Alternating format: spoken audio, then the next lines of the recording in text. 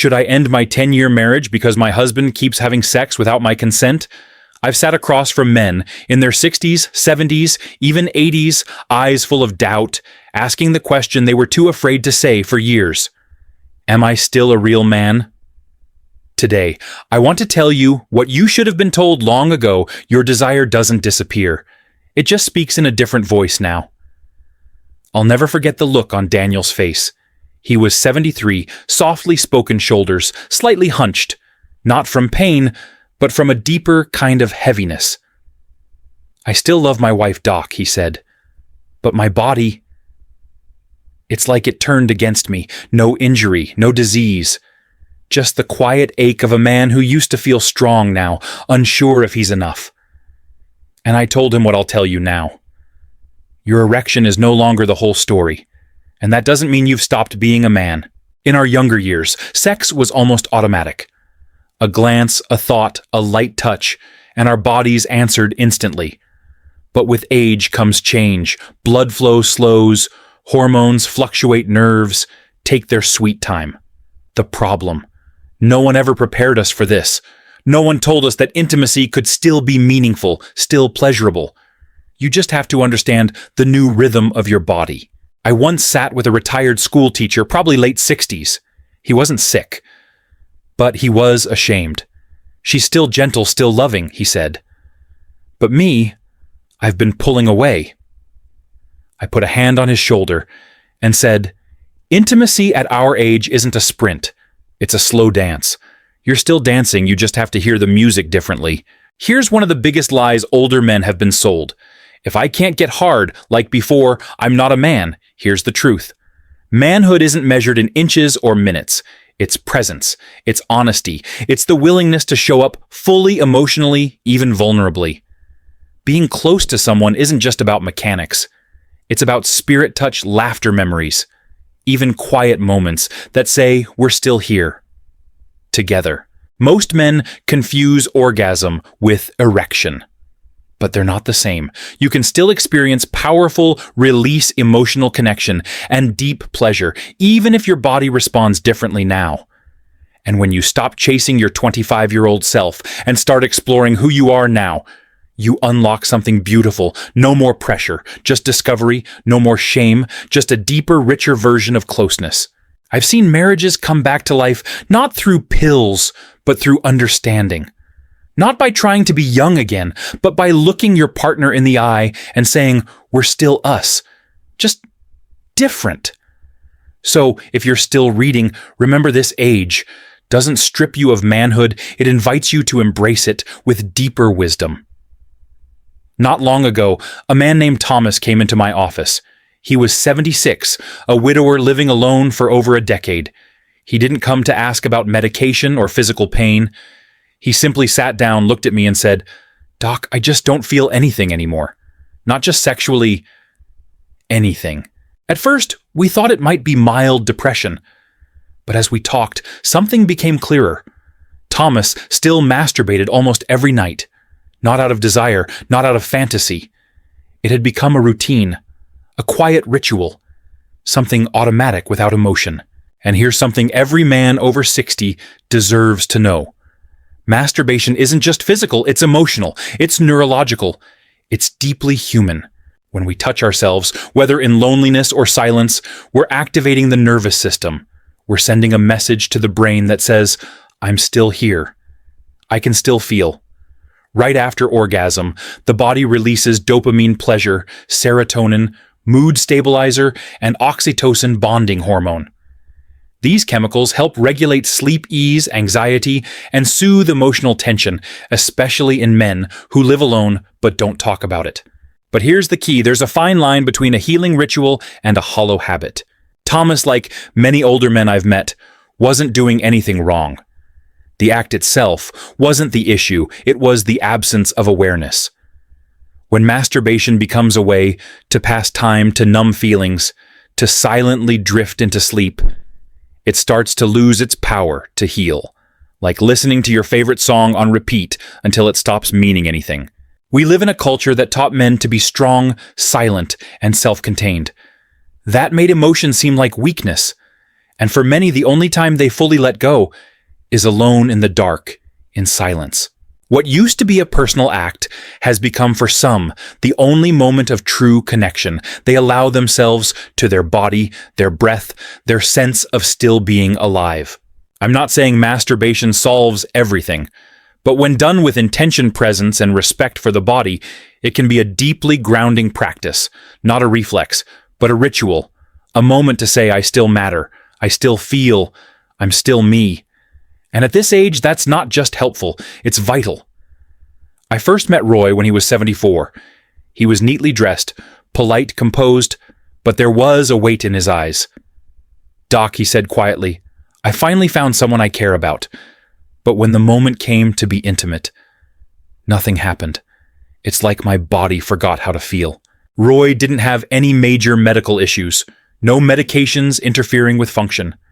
And he wasn't lacking desire. What he was lacking was activity. You've probably heard the phrase, use it or lose it.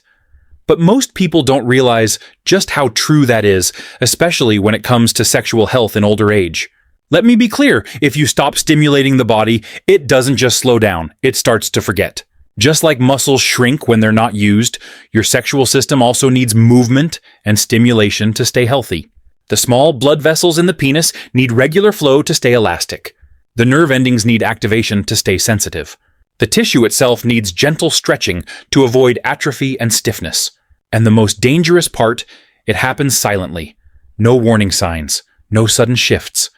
One day you simply realize things don't respond the way they used to, and you wonder when that change began. Roy hadn't touched himself in nearly 10 years, not because he didn't want to, but because after his wife passed, he believed that part of his life was over. At my age, he told me I figured it didn't matter anymore. But here's the truth. It matters now more than ever. Masturbation in your later years isn't just about pleasure, it's about keeping your system active. It tells your body, hey, don't shut down. I'm still here. I still want to feel. For Roy, I didn't prescribe a pill. I didn't promise magic. I simply said, start slow. No pressure, no expectations. Just reconnect. We called it touch, to remember a few times a week, gently reminding the body what it once knew. After a few weeks, sensations returned. After a few months, Roy smiled and told me, Doc. I started dreaming again. The old feelings, they're coming back. This isn't just about biology, it's about hope. It's about telling your body and your spirit. You're not done yet, so don't turn away from yourself no matter how old you are. Keep the connection alive, because you still matter, and your body still wants to remember. One of my patients, Ernest, was 68, a widower, who had been living alone for years. He sat across from me and said something I've heard more times than I can count. Doc, I still touch myself every night, but I don't feel anything anymore. Not really, not deeply. At first he thought it was just age. But as we talked, a common thread began to emerge. He had been watching porn almost every night. Not out of desire or excitement, but because it was easy, available, emotionally safe. But over time, that habit had quietly numbed his senses. Here's what most men don't realize. Your brain, even at 60 or 70, is still powerful, but it's not as flexible as it once was. When you constantly expose it to high-intensity, fast-cut, hyper-stimulating porn, your nervous system starts adapting to that unnatural rhythm. The result: real touch feels dull, imagination starts to fade. Your body might still function, but your mind, it stops showing up. I often compare it to eating junk food every day. At first, it's satisfying, quick, convenient hits the spot. But over time, your taste buds dull. You stop appreciating real food. Your gut gets weaker. Porn, if consumed regularly and unconsciously, does the same to your sexual system. Ernest told me it started just to pass the time, but now, nothing else gets through to me. I can't feel unless it's on a screen. My imagination is gone. He described it like being trapped in a lit room with no windows. You can see, but you can't connect. We didn't cut everything off at once. Instead, we worked slowly, reducing the dependency and encouraging him to reconnect with his body, his breath, and the quiet power of real sensation. A few weeks later, Ernest smiled and said, "I'm starting to feel again, Doc. Just a little, but it's real." He wished he'd known sooner. Many men do. They're not addicted to porn out of lust. They lean on it because of loneliness. My message isn't about shame or rules. It's about awareness. If you're using porn just to escape or feel something, ask yourself honestly, can I still feel real touch, real warmth, real connection? If the answer surprises you, it's okay. That's your signal. A sign it's time to come back. To yourself. To real sensation. To real presence. Even if it starts with just your reflection in the mirror. Reconnect. Without judgment. Without rush. But with truth. I'll never forget that morning. Walter, 75 years old, gentle eyes behind weathered skin, sat in my office. We'd finished most of his checkup when just before leaving he paused. "Doctor, at my age is it still okay to touch myself?" His voice was quiet, careful, almost apologetic. That question isn't rare, but every time I hear it, it hits me. Because it's never just about sex, it's about shame. It's about the fear that maybe, just maybe, you're no longer a man. So I looked at him and told him what I believe every older man deserves to hear. When done with awareness and care, masturbation isn't something to hide from. It's one of the most powerful forms of self-respect you still have. It's not just about pleasure. It's about keeping blood flowing, clearing your prostate, calming your nervous system, and staying connected to the part of you that still remembers what it means to be alive. Walter hadn't touched himself in nearly 6 years. After his wife passed away, he stopped everything. No intimacy, no affection, just gardening, groceries, and quiet withdrawal.